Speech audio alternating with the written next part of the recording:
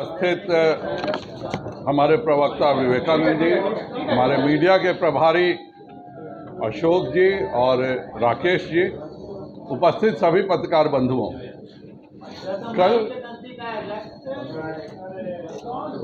कल का दिन बिहार के लिए, बिहार सरकार के लिए सबसे दुर्भाग्यपूर्ण दिन था। बिहार की सरकार बहुत सारे घोटालों में रहती है, लेकिन पहली बार हम लोगों ने देखा कि हाईकोर्ट में वकील घोटाला भी हो रहा। कल आप सभी को मालूम है कि बिहार सरकार ने 15 रिव्यू पिटीशन फाइल किए थे। हम बार बार समझाते थे कि आयोग बना करके अपना फैसला कर लीजिए, इसको लटकाना ठीक नहीं है। पर माननीय नीतीश कुमार जी ने सभी प्रेस के सामने यह कहा कि नहीं, यह बिल्कुल ठीक है, वैलिड है, और बिहार सरकार ने 15 रिव्यू पिटीशन फाइल किए और बाद में सभी रिव्यू पिटीशन को विड्रॉ कर लिया गया। इसमें लाभ किसको हुआ? तो इसमें लाभ 2 व्यक्तियों को हुआ। पहले सबसे बड़े लाभार्थी बने विकास सिंह जी। इनको प्रति हियरिंग के लिए 35 लाख रुपए दिया जाता है। क्यों दिया जाता है? आपको जब विड्रॉ कर लेना था, किसी को बहस ही नहीं करनी थी, तो इतने पैसे क्यों दिए गए उस वकील को? दूसरे उतना ही बड़ी अमाउंट मुझे नहीं मालूम है, लेकिन हम लोग जानते हैं कि मनिंदर सिंह जी भी सुप्रीम कोर्ट के बड़े एडवोकेट हैं, इनकी भी सेवाएं ली गई। तो यह बिहार में एडवोकेट जनरल, क्या मुख्यमंत्री की तरह बिहार का एडवोकेट जनरल भी रबर स्टैंप है क्या? जिसका काम है दिल्ली से वकीलों को लाना, लाखों रुपए उन लोगों को देना। और 15 रिव्यू पिटीशन का मतलब होता है कि हाईकोर्ट में बिहार सरकार के जितने वकील हैं, उनकी क्षमता पर और उनकी बुद्धिमत्ता पे हमें शक होता है। अगर यह कोई सिविल का सबसे हमारा कमजोर और 6 महीने पास आउट लॉयर भी होता तो भी इतनी गलती नहीं करता। अगर बिहार सरकार 15 रिव्यू पिटीशन दायर करती है तो यह बताता है कि बिहार सरकार के वकीलों की क्वालिटी क्या है।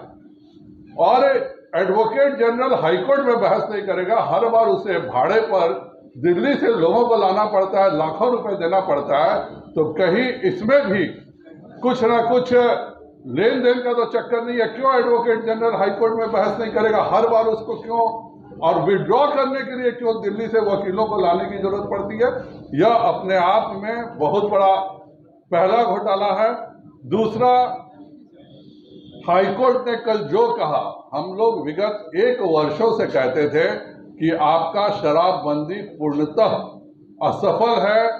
जितने भी राजद के नेता हैं वही सबसे बड़े शराब माफिया हैं, बालू माफिया हैं। आप शराब माफिया और पुलिस मिलकर के 1000 करोड़ रुपए से बिहार का पैसा आपस में बांट दिया जाता है और पूरे बिहार को नशे में ढकेला जा रहा है। कल वर्षों बाद हाईकोर्ट की जो टिप्पणी आई है, और जिस प्रकार की टिप्पणी है, उससे पूरे बिहार सरकार को शर्मिंदगी होनी चाहिए।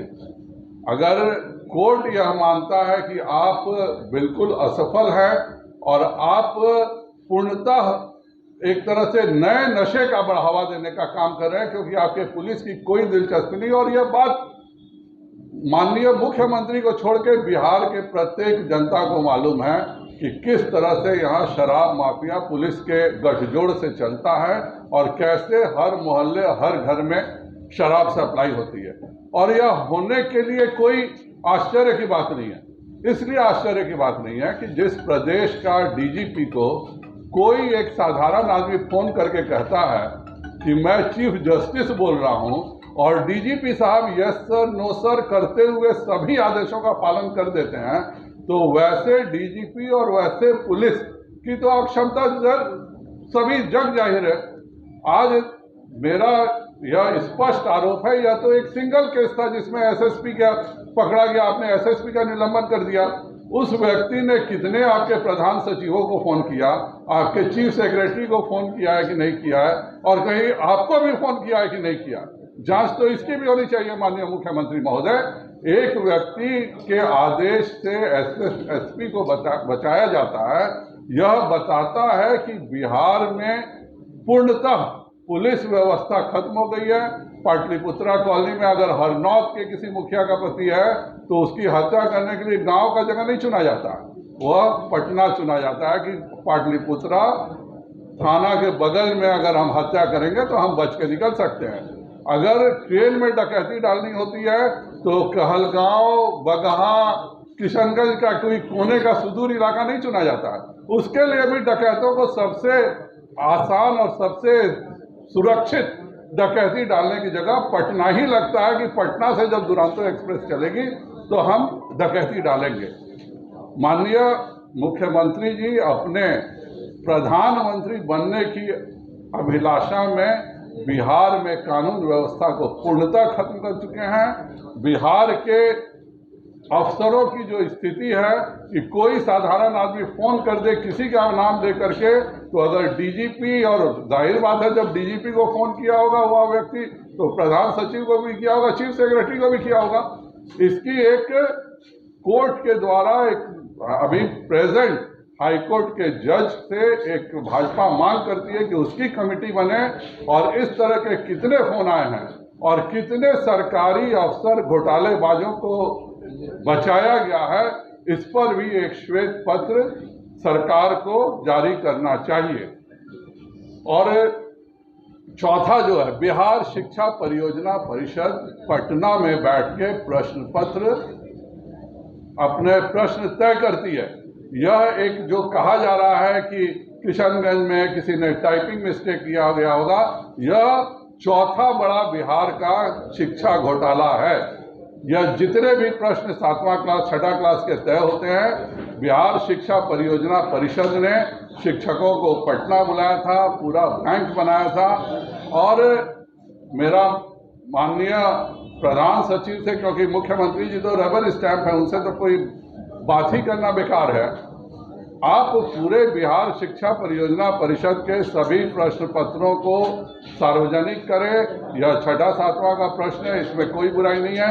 इसमें इस तरह के और देश विरोधी कितने प्रश्न हैं, इस तरह के आम जनता के विरोधी कितने प्रश्न हैं, यह साफ होना चाहिए। यह इस तरह का प्रश्न पूछना इस देश के रहने वाले देशवासी को क्या कहते हैं। प्रश्न यह था कि इस देश के रहने वाले, और उसमें 4 देशों के साथ कश्मीर रखना, तो बिहार में माननीय मुख्यमंत्री पूर्णतः दिल्ली के स्वप्न में बिहार को छोड़ चुके हैं।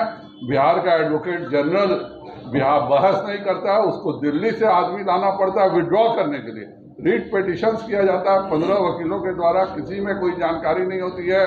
डीजीपी को कोई भी मोहल्ले का आदमी फोन कर देता है और डीजीपी उन अफसरों को बचाने में लग जाते हैं। यह पूरा बताता है कि बिहार में कानून व्यवस्था नाम की चीज नहीं है, बिहार में शासन नाम का कोई चीज नहीं है। नीतीश कुमार जी केवल अपने आश्रम जाने के चक्कर में पूरे बिहार को जंगल में बदलने को तैयार हो गए हैं, और यह जंगल में कन्वर्ट हो रहा है, जहां पे ना कोई पुलिस के किसी के कंट्रोल में है, न वकील कहीं कंट्रोल में है। वकील जिनको चाहते हैं दिल्ली से लाखों रुपए में बुला लेते हैं, विड्रॉ करने के लिए बुलाते हैं। शिक्षा परियोजना में बच्चों का जिस तरह से माइंड को दूषित किया जाना चाहिए वो करते हैं, और जितने भी आपराधिक गतिविधियां हैं सबका अड्डा पटना हो गया। यह बताता है कि पटना में जो बैठे हुए लोग हैं उनके प्रति किसी का कोई डर नहीं है।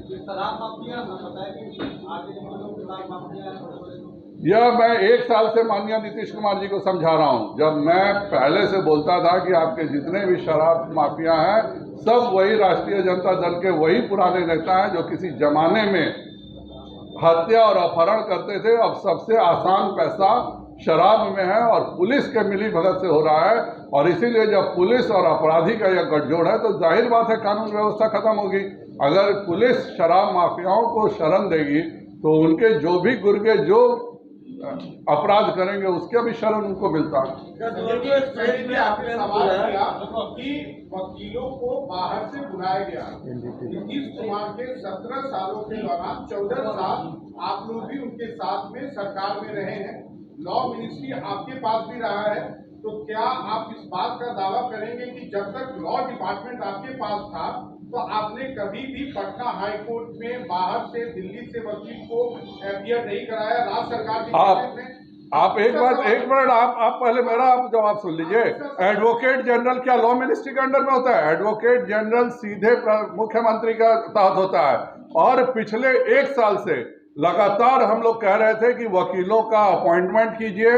आप जाके फाइल मंगा के देखिए, लॉ सेक्रेटरी का साइन है, लॉ मिनिस्टर का साइन है, लेकिन एडवोकेट जनरल का उसमें साइन नहीं है।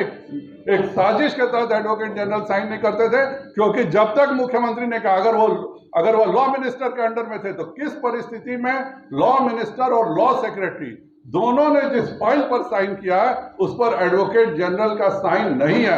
और यह बताता है कि एडवोकेट जनरल मुख्यमंत्री के घर से गाइड होते हैं, कभी भी वो लॉ मिनिस्ट्री के द्वारा गाइड नहीं हुए। मेरा दूसरा सवाल आपसे है कि बाई इलेक्शन, आपने लॉ एंड ऑर्डर के बारे में सवाल उठाया।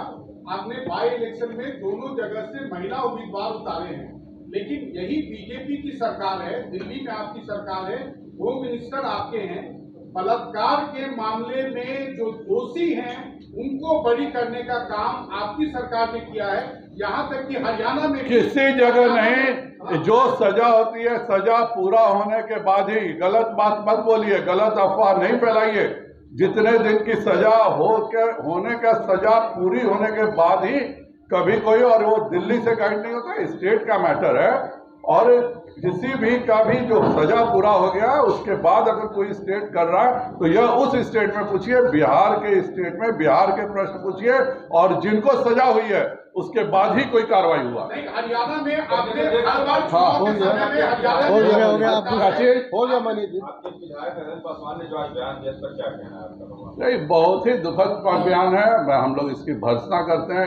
किसी भी विधायक को सोच समझ के बयान देना चाहिए।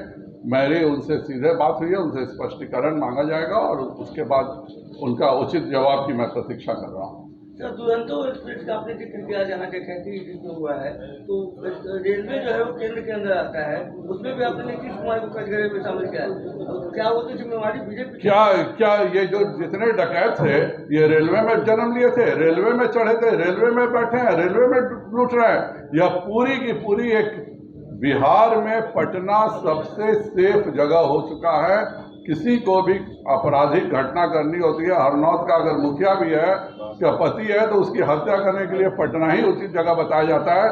जहां का डीजीपी एक किसी भी सड़क चलते आदमी के फोन से हिल जाए और एसपी को बचाने का काम करे, वहां पे प्रशासन की उम्मीद ही बेकार है।